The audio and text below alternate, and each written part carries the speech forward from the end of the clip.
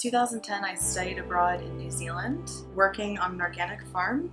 It was actually a Quaker farm. I was studying culture and anthropology and art history. The first thing I remember when coming off the plane, everything was brighter. It felt like you were closer to the sun in a way, and everything was really green. It smelled like grass, and I remember just feeling immediately happy for no reason. The huge mountains are right next to the ocean, which you never see. We bungee jumped. I bungee jumped with my friends. The first place that anyone had bungee jumped ever. I got really into yoga, and all the yoga and meditation completely changed my life. I became really interested in the Maori culture, which is the indigenous people of New Zealand. I myself am part Lene Lenape, but it's a small percent. I was really trying to connect with my indigenous roots any way that I could. My friends picked me up in a rental car and we headed out for our road trip.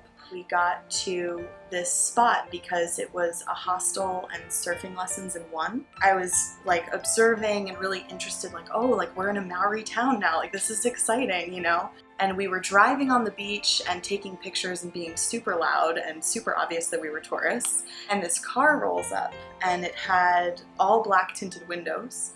And when the two guys put down their windows, they were both Maori. We didn't think anything of it at the time. We were just like, hey, how's it going? And being super friendly. And then they drove away and I took a picture with my camera of them driving away just to put into the picture book later. Oh, remember when we made those friends on the beach? Went to the surfing lesson.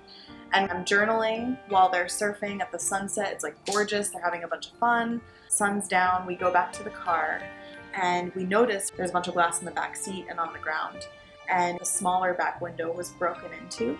We open up the trunk where all our 4 big backpacks were, and everything is gone. My one friend immediately started having a panic attack. Just could not handle it because their laptop had all their pictures of New Zealand so far and their journal. And my other 2 friends, their passports were in their bag. They immediately got to calling the police, calling the agency. I felt really grateful because all my valuables were on me. I wanted to be the calm figure in all of this. I thought that I could somehow bring all the wisdom that I had learned from yoga and meditation, but then a Maori guy who was in the police lobby came up to us. He wanted to apologize for what had happened, and I would just hope that you don't go home telling people that this is how New Zealand is or that this is how the Maori are.